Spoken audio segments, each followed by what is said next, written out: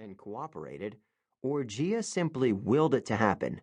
Above the earth, the sky formed, a protective dome that was blue in the daytime and black at night. The sky named himself Uranus, and yeah, that's another spelling for Uranus. There's pretty much no way you can pronounce that name without people snickering. It just sounds wrong. Why he didn't choose a better name for himself, like Deathbringer or Jose, I don't know. But it might explain why Uranus was so cranky all the time.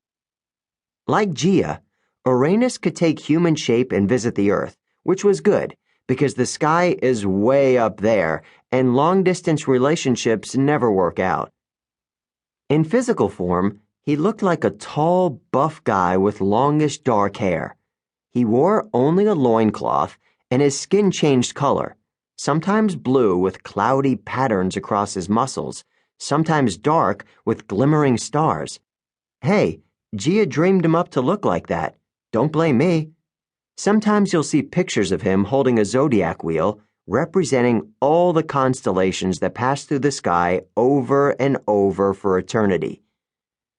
Anyway, Uranus and Gia got married. Happily ever after? Not exactly. Part of the problem was that chaos got a little creation happy.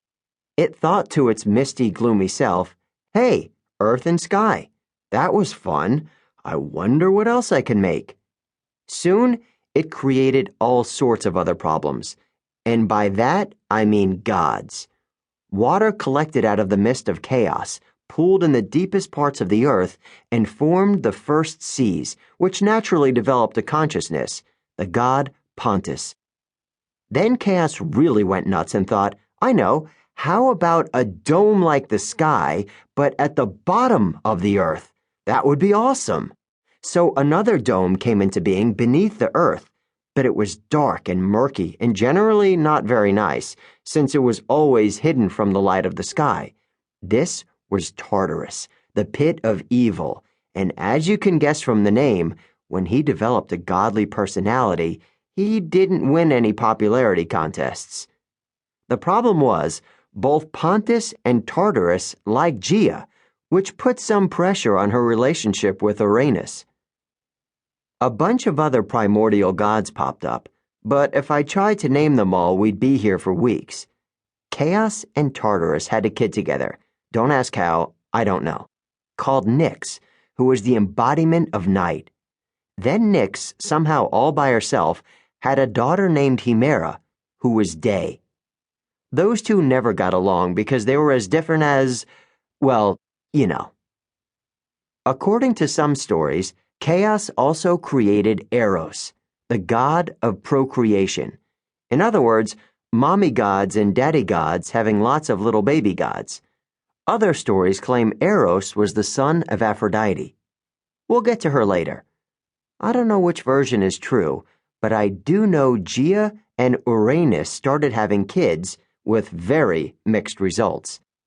First, they had a batch of 12, 6 girls and 6 boys called the Titans. These kids looked human, but they were much taller and more powerful. You'd figure 12 kids would be enough for anybody, right? I mean, with a family that big, you've basically got your own reality TV show. Plus, once the Titans were born, things started to go sour with Uranus and Gia's marriage. Uranus spent a lot more time hanging out in the sky. He didn't visit. He didn't help with the kids. Gia got resentful. The two of them started fighting. As the kids grew older, Uranus would yell at them and basically act like a horrible dad. A few times, Gia and Uranus tried to patch things up. Gia decided maybe if they had another set of kids, it would bring them closer. I know, right? Bad idea. She gave birth to triplets. The problem? These new kids defined the word ugly. They were as big and strong as Titans, except hulking and brutish and in desperate need of a body wax. Worst of all, each kid had a single eye in the middle of his forehead. Talk about a face only a mother could love. Well, Gia loved these guys. She named them the Elder Cyclopes, and eventually they would spawn a whole